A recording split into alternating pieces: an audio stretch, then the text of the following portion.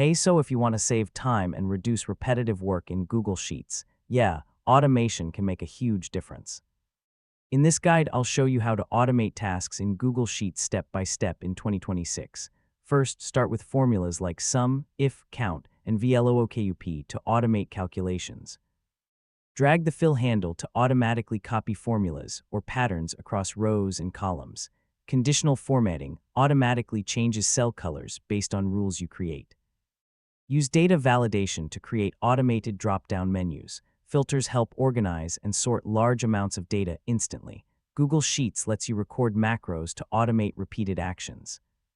After recording, you can run the macro anytime with one click. For advanced automation, you can use Google Apps Script to create custom workflows.